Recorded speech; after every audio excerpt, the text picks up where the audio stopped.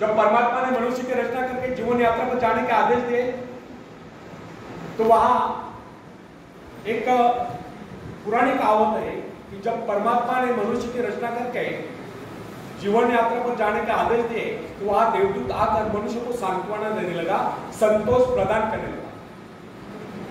तब परमात्मा ने देवदूत को ऐसा करने से रोक दिया और बताया यदि मनुष्य को संतोष प्रदान कर दिया गया तो उसे उसके जीवन में पग पग पर मिलने वाला उल्लास समाप्त हो जाए। और यह बात सच है, जब मनुष्य आत्मनिरीक्षण करता है तब भी अपने को पहचान पाता है, और जब अपने को पहचान लेता है तब उसके भीतर दैवी शक्तियां उत्पन्न हो जाती है। तब उसके वह गुण जागृत थे जो न जाने कब के सोए पड़े थे। इस संदर्भ में न्यूयॉर्क की एक महिला प्रिंसिपल को उदाहरण देना अतिशयोक्ति में होता है। उसने अपने जीवन के अनुभवों के संबंध में एक बात लिखी, जब मुझे ऐसा लगा कि मुझे इस दुनिया में कोई महत्वपूर्ण कार्य करना है तब मुझे एहसास हुआ कि मेरे भीतर में एक मैं है जो काफी शक्तिशाली है।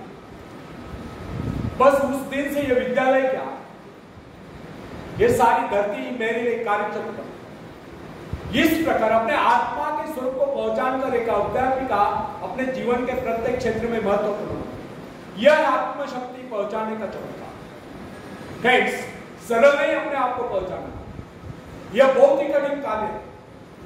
किसी व्यक्ति को उसके भीतर ही शक्तियों से परिचित करा देना या उसे उसके भीतर छिपे विशाल एवं गौरवशाली स्वरूप का ज्ञान करा देना सबसे महत्वपूर्ण बात है। जब कोई व्यक्ति अपनी वास्तविकता से रूबरू हो जाता है, तब अपने आप को पहचान लेता है, अपनी भीतरी शक्तियों को पहचान लेता है, तब उसके भीतर ऐसा परिवर्तन आता है जिसे देखकर दुनिया चकित रह जाती है। प्रोफेसर विलियम जेम्स का कहना है कि प्रत्येक व्यक्ति के भीतर एक अद्भुत शक्ति छुपी होती है, ना जिसे कोई देख सकता है, ना जिसकी कोई कल्पना कर सकता है। अगर कोई ऐसा साधन निकला है जिसके द्वारा मनुष्य अपने आंतरिक शक्तियों की तस्वीर खींच ले तो अपनी शक्तियों को देखकर चकित रह जाए। प्राय जब कोई व्यक्ति किसी कार्य को पूरा करता है तो वह यह सोचकर चौंक जाता है कि कार्य उसने किया, लेकिन इसमें चौंकने जैसी कोई बात नहीं। संसार का कोई भी कार्य, चाहे वो कितना ही बड़ा क्यों न हो, मनुष्य ने तो किया है। जरा कल्पना कीजिए, एक विशाल वट वृक्ष को जन्म देने वाला बीज कितना नन्हा सा होता है, राई इतना नन्हा सा। इस नन्हे से बीज में अगर इतनी अधिक शक्ति होती है तो मनुष्य के मस्तिष्क में उपजे विचारों में कितनी अधिक शक्ति। आज आप जो कुछ कर रहे हैं, जिस शक्ति द्वारा कर रहे हैं, उसके करोड़ों गुना अधिक शक्ति आपके भीतर छुपी हुई है। इसीलिए कहा गया है कि आज की अपेक्षा वह कार्य अधिक महत्वपूर्ण है जिसे आप भविष्य में करने की कामना करते हो, जो आपका जीवन उद्देश्य है, जिसकी ओर आप आकर्षित हैं। ऊंचा उठने की इच्छा है, आकाश को छूने की आकांक्षा है, अपने आत्मा की शक्ति की पहचान, अपने आत्मा के स्वरूप की पहचान, दृढ़ इच्छा शक्ति, एकाग्रता, आत्मविश्वास, साहस, इन सब को विकसित कीजिए और सब जानिए। ऐसा करके आप उस परमात्मा की आज्ञाओं का पालन करें। आप यह न सोचे कि कोई कार्य ऐसा भी है जिसे आपने कर या जो किन्हीं अवतारों के लिए निश्चित किया गया है। आपके भीतर की अनंत शक्तियों का सागर ला रहा है। आपको तो केवल अपने कार्य का संबंध अपने आंतरिक शक्तियों के अजस्र सोच से जोड़ देना है, फिर कार्य चाहे कितना ही बड़ा क्यों न हो, होकर ही नहीं। शायद आप यह सोचते होंगे कि बड़े बड़े कार्य केवल बड़े बड़े व्यक्ति ही कर सकते हैं, लेकिन वास्तविकता यह नहीं कि हमारे तुम्हारे जैसे अनेक लोग शक्ति न होने के कारण बड़े कार्य नहीं कर पाते। वास्तविकता तो यह है कि हम अपनी शक्तियों को न पहचानने के कारण ही बड़े कार्य नहीं कर पाते। सच जानिए, आपके भीतर भी ऐसी शक्तियां मौजूद है जिसके सहारे आप भी संसार में बड़े बड़े कार्य करके महान व्यक्ति बन सकते हैं। दरअसल आपको पता है कि आपके भीतर कितनी योग्यता है, कितने सद्गुण है, कैसी कैसी अपूर्व शक्तियां हैं। इसी कारण आप इन अपूर्व शक्तियों से अपने आत्मा के स्वरूप से वंचित रहकर आज तक अपने जीवन उद्देश्य को प्राप्त नहीं कर पाए। फ्रेंड्स, कोलंबस को जानते हैं आप? कौन थे कोलंबस? जिन्होंने भारत की खोज की। कोई बता सकता है?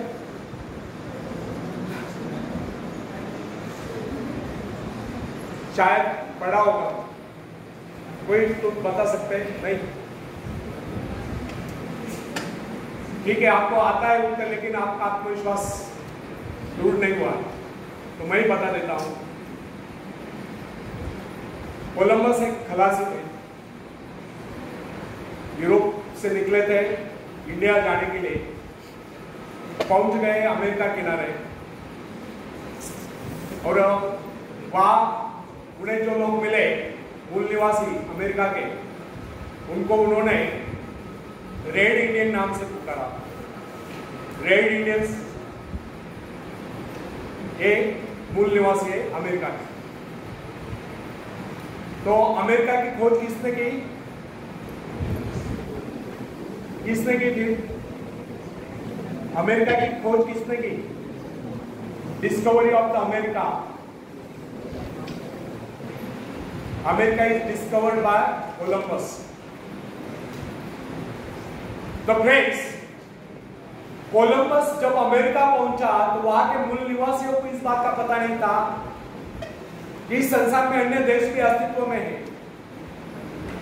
इससे यह सिद्ध नहीं होता कि कोलंबस अमेरिका पहुंचने से पहले इस संसार में अन्य देश अस्तित्व में नहीं थे। वैसा ही कुछ हमारी भीतरी शक्तियों के बारे में होता है, जो हमारे भीतर सुप्त अवस्था में होती है, परंतु हमें उनका पता ही नहीं। इमर्सन का कहना है कि संसार में कुछ एक व्यक्ति आत्म परिचय प्राप्त कर पाते हैं। अधिकतर लोग अपना कार्य पूरा करने से पहले इस संसार से कुछ कर जाते हैं, अर्थात परलोक सिधार जाते हैं। अत्यधिक शक्तिशाली व्यक्ति को भी अपनी भीतरी शक्तियों का पता नहीं होता।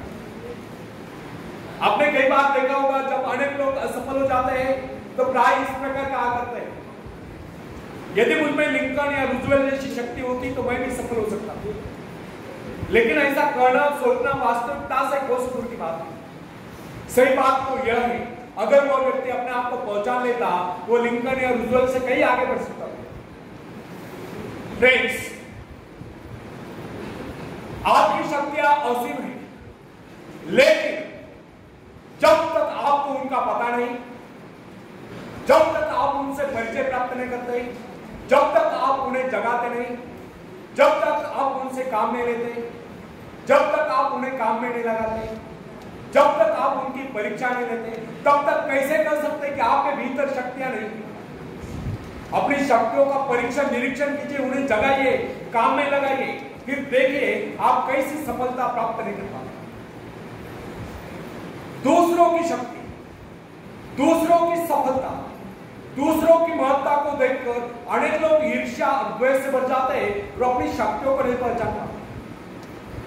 होना यह चाहिए कि हमें दूसरों की सफलता की सराहना करनी चाहिए और स्वयं की सफलता प्राप्ति के लिए एकाग्र चित्त होकर अपने उद्देश्य को प्राप्त करें और सफल। फ्रेंड्स, चाणक्य ने कहा है, न दैव प्रमाण न कार्य सिद्धि, अर्थात जिन्हें कार्य आरंभ करने से पहले उसमें असफल होने का निश्चय होता है, वह कभी किसी कार्य को पूरा नहीं करता। और जो ये समझता है कि वह किसी कार्य को पूरा नहीं कर सकता, जो ये समझता है कि उसका कार्य सफल होने वाला नहीं, वह कभी किसी कार्य को आरंभ ही नहीं करता।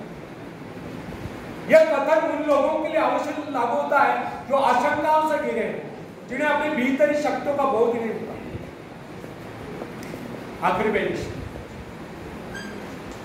तो एक बार एक रास्ते के किनारे एक गटर के नाले से एक शराबी व्यक्ति को उठाकर एक राजकुमार के पास लाया जाता है। राजकुमार के आदेश अनुसार उसे नहाला धुला कर बढ़िया वस्त्र पहनाकर राजकुमार के बिछाने पर सुला दिया जाता है। सुबह जब उसकी नींद खुलती है तो वहां के नौकर चाकर और कर्मचारी उसके साथ ऐसा पेश आते हैं मानो वही राजकुमार है। इसका परिणाम यह होता है कि वो शराबी व्यक्ति अपने आप को राजकुमार समझने लगता है और उसका व्यवहार भी राजकुमार की भांति शानदार हो जाता है।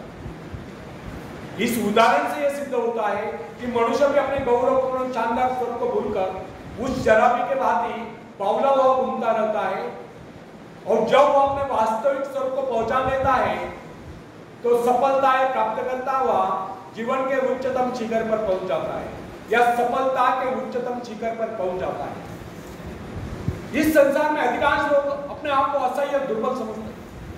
कुछ एक व्यक्ति अपनी उन्नति और प्रगति के लिए प्रयत्नशील रहते हैं, शेष तो अपने जीवन को व्यतीत यानी कि दुख की कष्ट करते रहते हैं।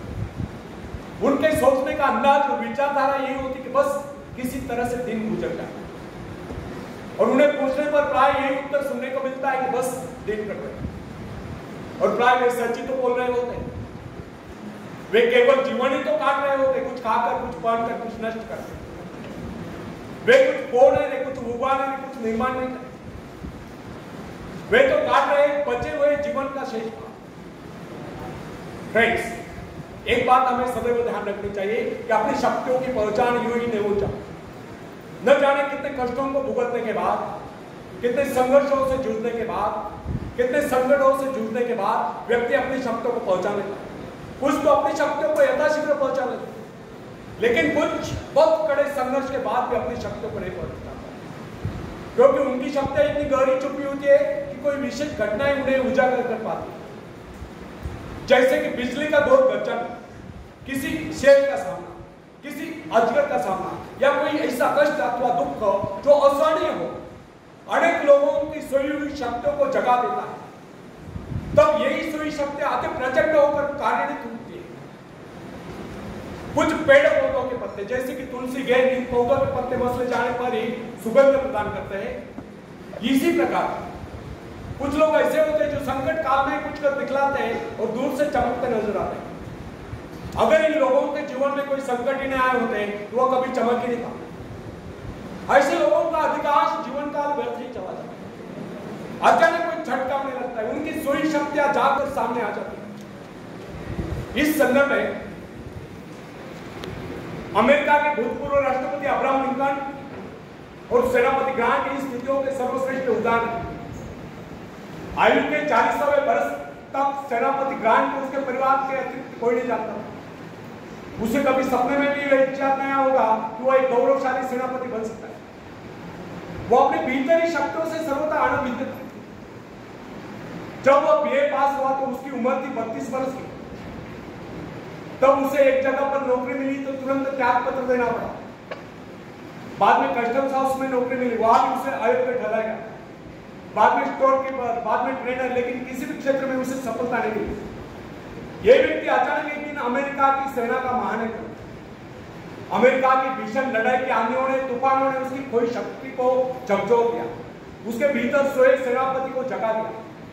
उसकी कार्यकुशलता, उसकी कार्यशक्ति, उसके नेतृत्व का प्रभाव देखकर सारा संसार दांतों तले उंगलियां दबाए लगा। यह भी इस बात का प्रबल प्रमाण है कि अचानक घटी कोई घटना, कोई संकट, कोई प्रेरणा जीवन में ऐसा परिवर्तन ला देती कि व्यक्ति कहां से कहां पहुंच जाता। यह सब होता अंतर प्रेरणा से, आत्मदर्शन से, जो व्यक्ति को जीवन में उच्च से उच्चतम और महान से महानतम बना देता है। फ्रेंड्स, याद रखें, अपने आप को पहुंचा लेना उस परमात्मा को पहुंचा लेना। कोई भी व्यक्ति अपने पूर्वजों की दी हुई संपत्ति के बल पर सफलता प्राप्त नहीं कर सकता, लेकिन कोई भी व्यक्ति अपने अंतःकरण में असीम ऐश्वर्य को देखकर, अपनी शक्तियों को जगाकर, खासतौर पर अपनी सुप्त शक्तियों को जगाकर सफलता प्राप्त कर सकता है। जब कोई इंसान कष्टों को झेलता हुआ, संघर्षों से जूझता हुआ साहस के साथ आगे बढ़ता है तो अनेक सफलताएं आकर उसे मिल जाते हैं। उसके जीवन के सारे संकट दूर हो जाते हैं। फ्रेंड्स, आप में सभी शक्तियां निहित है, महान से महानतम बनने के बीच आपके अंतःकरण में मौजूद है। लेकिन जब तक आप इन शक्तियों को विकसित नहीं करते तब तक आपको जीवन का सच्चा आनंद प्राप्त नहीं हो सकता। बीज से अंकुर तभी फूटता है जब वह फटता है, बाद में यही अंकुर एक महाकाय वृक्ष बन जाता है। इसलिए फ्रेंड्स, हमें अपने जीवन में अपने गुणों के विकास में सहायक अवसरों को बराबर खोजते रहना है और अपने गुणों को विकसित करना है, अपने सद्गुणों को विकसित करना है, अपने शारीरिक, मानसिक, बौद्धिक क्षमताओं को विकसित करना है। विकास का अर्थ है लगातार आगे बढ़ते जाना। कैसा भी भय, कैसा भी लोग, कैसी भी चिंता यदि आपके बढ़ते कदमों को नहीं रोक पाती है तो समझ लीजिए कि आपकी प्रगति भी नहीं रुक पाती। अतः व्यक्ति को चाहिए कि अपनी शक्तियों को जगाने का प्रयास करें, खास तौर पर अपनी सुप्त शक्तियों को जगाने का प्रयास करें, अपने आप को पहचाने, अपनी शक्तियों को पहचाने। जो अपनी शक्तियों को पहचान लेता है वही सफलता के शिखर पर पहुंचता है, वही कुछ कर दिखलाता है और महान बनता है। आखिरी में एक शेर मैं सुनाता हूं। तुम उड़ सकते हो मुक्त आकाश में, तुम मुक्त आकाश के पंछी, तुम व्यर्थ ही डरे हो, तुम भूल ही गए हो कि तुम्हारे पास पंख है, तुम पैरों से चल रहे हो, तुम आकाश में उड़ सकते हो। थोड़ा फड़फड़ाओ ताकि तुम्हें एहसास हो जाए। ध्यान सिर्फ भरोसा पैदा करने के लिए है, तुमने कुछ खोया नहीं, तुम सिर्फ भूले हो कि अपने पास पंख है, अपने पास पंख है। धन्यवाद।